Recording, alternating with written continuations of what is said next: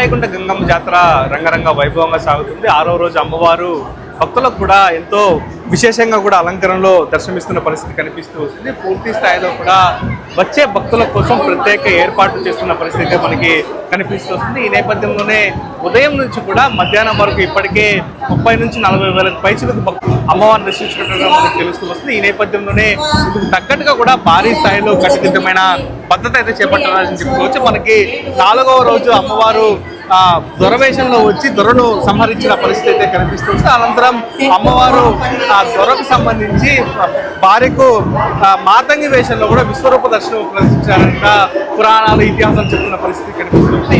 ఏళ్ల నాటి ఈ చరిత్ర గల అతిపెద్ద గంగమ్మ జాతరగా కూడా తిరుపతిలో మనం విశేషంగా జరుపుకుంటూ వస్తుంది. ఎక్కడా లేని విధంగా కూడా 7 రోజుల పాటు ఈ గంగమ్మ జాతర వైభవంగా సాగుతున్న పరిస్థితి అయితే మనకు కనిపిస్తూ వస్తుంది. మనం ప్రస్తుతం చూస్తున్నాం క్యూలైన్లో కూడా భారీ స్థాయిలో కూడా భక్తులు చేరుకొని ఇక్కడ అమ్మవారిని సేవించే పరిస్థితి అయితే కనిపిస్తూ వస్తుంది. ఎక్కడ కానీ ఇసుకేస్తే రానంత జనం అమ్మవారి ఆలయానికి కూడా చేరుకుంటున్న పరిస్థితి అయితే కనిపిస్తుంది. మొత్తం మీద మనం చూస్తున్నాం పూర్తి స్థాయిలో కూడా 450 మందికి పైగా పోలీసులు ఇక్కడ పహారా కాస్తూ ఎక్కడ కానీ చిన్నపాటి అవాంఛనీయ ఘటనలు జరగకుండా కూడా ప్రత్యేక జాగ్రత్తలు తీసుకుంటున్న పరిస్థితి కనిపిస్తూ వస్తుంది. ఈ నేపథ్యంలోనే ఇవాళ రాత్రి అమ్మవారికి ప్రత్యేక అలంకరణ చేస్తారు. ఎక్కడైతే ఆరంభోత్సవ మండపం ఉందో ఆ మండపం దగ్గర ఆ స్తంభానికి అమ్మవారి రూపాన్ని ప్రతిబింబాన్ని ఏర్పాటు చేస్తారు. ఈ ప్రతిబింబం రేపు ఉదయం 4 గంటలకు కూడా అమ్మవారు ప్రత్యేక విశ్వరూప దర్శనాన్ని అయితే ఆ భక్తులకు కలుగజేస్తారు. అనంతరం చెంప నరుకుడు కార్యక్రమంతో కూడా ఈ కార్యక్రమం పూర్తి స్థాయిలో కూడా అమ్మవారి జాతర ముగిస్తుందని మనం చెప్పుకోవాలి. ఎందుకంటే